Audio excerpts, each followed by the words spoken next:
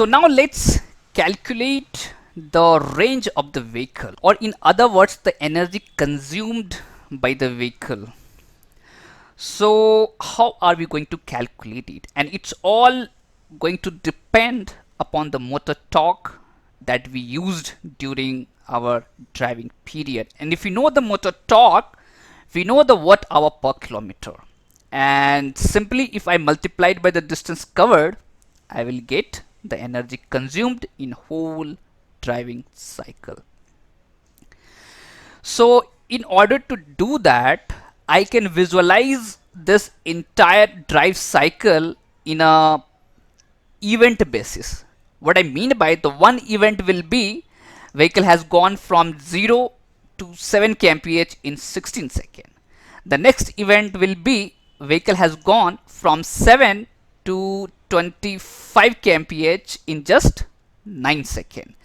And so on, we can visualize each and every data point of the drive cycle as an event. And what ultimately I'm going to do that for each event, what is the torque responsible for putting the vehicle from a speed, let's say V1 to V2 in that defined time period. So in the next column, I have just taken the difference of the time, and in the next column I just converted the speed of the vehicle in meter per second, and I have already calculated the watt hour per kilometer and distance travel in every events and energy consumed during that time. But I am going to delete this entire thing and I am going to recalculate for you. So now focus on the first event. So now let's focus on the first event. What is that first event? The vehicle has gone from 0 to 7 kmph in 16 seconds.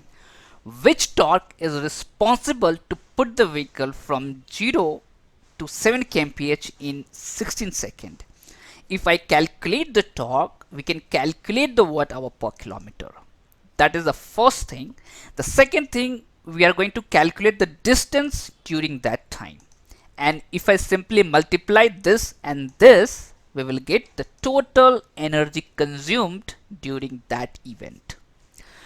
So in order to calculate the torque, we will take the help of this sheet, which is Fun with Vehicle Dynamics. So come to this sheet, and I would like you to pay the attention to this region, because I built this region for drive cycle calculation here.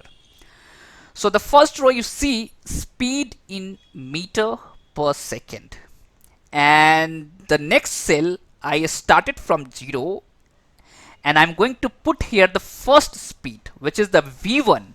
In our case, or in the first event, the V1 is 0, and the next cell I'm going to put the V2, and in our case, or for the first event, the V2 is 7 kmph, and here I'm going to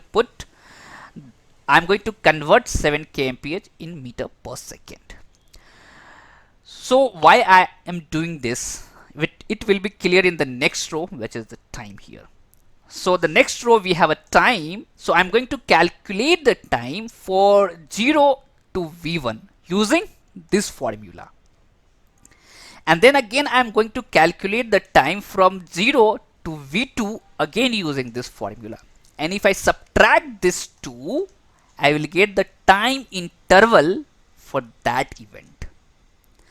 Now coming to the next row, which is the distance. So I'm going to calculate the distance for 0 to V1, because I know the time, what is the time it took from 0 to V1, and I use this formula, then I can calculate the distance traveled from 0 to V1.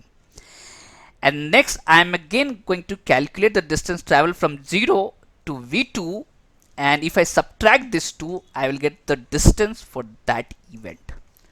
So now in our case, or for the first case here, our speed is now how much? The V1 speed is 0, but V2 speed is here we have 7 kmph. But before that let's come to here. What would be the slope of the road? The slope of the road will be the 0 because all the drive cycle calculation performed on the flat road. And just I am keeping this random value, let's say 50 Newton meter, I don't know.